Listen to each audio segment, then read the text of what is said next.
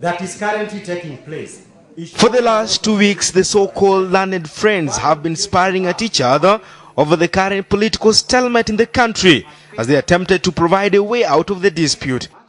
Finally, the rival groups came face to face, with one section pitching for the courts as the only recourse and the other group insisting that the courts are not equal to the task. It can tell us Kibaki won. If it tells us Kibaki won, then it's still a problem, because we need to start thinking about how do you heal the divisions that have been caused by this? How do you deal with all this violence? I think that would be the right moment to start talking about a government of national unity. If it tells us that Raila won, then we have a constitutional crisis, and we begin to think about what transitional mechanisms do we need out of it. I don't recommend anybody to take a dispute of this nature to the courts. It will be a waste of time. And we know that, you see.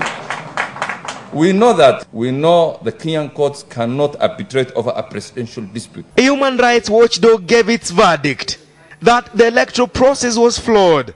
The presidential tallies are higher than the parliamentary tally in 130 constituencies.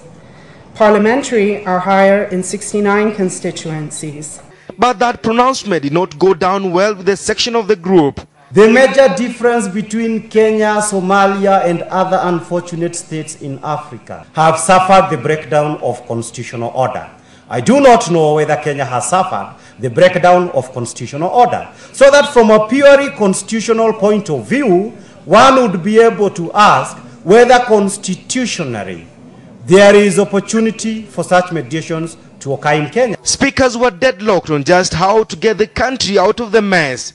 We have seen atrocities and violations that are being perpetrated and will continue to be perpetrated by agents of the state who are following illegal orders. This is why I want the Law Society of Kenya to guide us.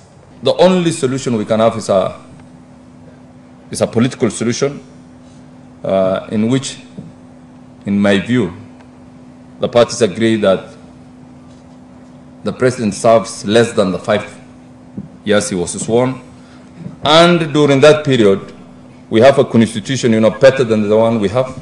We need to create an institution, whether elected and I would hope elected, that rewrites our constitution before we have another election. We cannot go into another election with the current constitutional framework. Good people, we're going to be here again after 6 months. The government has stuck to its guns that it won the December election, but ODM maintains it carried the day of the ballot.